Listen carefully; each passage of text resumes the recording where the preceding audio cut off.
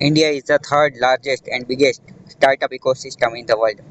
ભારત વિશ્વમાં ત્રીજા નંબરની સૌથી મોટી સ્ટાર્ટઅપ ઇકોસિસ્ટમ ધરાવે છે. પરંતુ મેઇન વાત એ છે કે ભારતની અંદર જેટલા સ્ટાર્ટઅપ જે છે મોટાભાગના સર્વિસ સેક્ટરની અંદર જ જોવા મળે છે.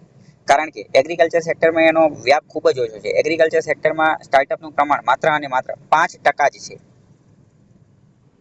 બીજું મોસ્ટ આઈએમપી સ્ટાર્ટઅપ ભારતની અંદર જેટલા પણ થાય છે તો એની અંદર ઇનોવેશન એટલું બધું હોતું નથી. જે જૂની વસ્તુ હોય એને તે સ્ટાર્ટઅપ તરીકે દર્શાવી દેવામાં આવે છે. કેમ? કારણ કે ભારતની અંદર જેટલા સ્ટાર્ટઅપ શરૂ થાય છે એમાંથી માત્ર અને માત્ર પેટન્ટ તો ખાલી 11% લોકો દ્વારા જ નોંધાવવામાં આવે છે. મતલબ કે પેટન્ટનું પ્રમાણ ઓછું છે. એનો મતલબ એમ કે એટલું બધું ઇનોવેશન જોવા મળતું નથી. ચાની થેલી લગાવતા હોય, પાણીપુરી વેચતા હોય, પકોડી, આવી બધી વસ્તુને પણ સ્ટાર્ટઅપ કહી દેવામાં આવે છે. સ્ટાર્ટઅપ હોય છે પરંતુ એની અંદર ઇનોવેશન લાવવાની જરૂર છે. પેટન્ટમાં વધારો કરવાની જરૂર છે. પેટન્ટ ખાલી 11% જ નોંધાય છે. India is the third largest and biggest startup ecosystem in the world.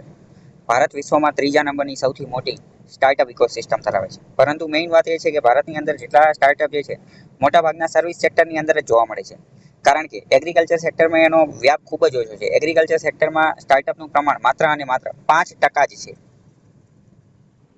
બીજું મોસ્ટ આઈએમપી સ્ટાર્ટઅપ ભારતની અંદર જેટલા પણ થાય છે તો એની અંદર ઇનોવેશન એટલું બધું હોતું નથી. જે જૂની વસ્તુ હોય એને તે સ્ટાર્ટઅપ તરીકે દર્શાવી દેવામાં આવે છે. કેમ? કારણ કે ભારતની અંદર જેટલા સ્ટાર્ટઅપ શરૂ થાય છે એમાંથી માત્ર અને માત્ર પેટન્ટ તો ખાલી 11% લોકો દ્વારા જ નોંધાવવામાં આવે છે. મતલબ કે પેટન્ટનું પ્રમાણ ઓછું છે. એનો મતલબ એમ કે એટલું બધું ઇનોવેશન જોવા મળતું નથી.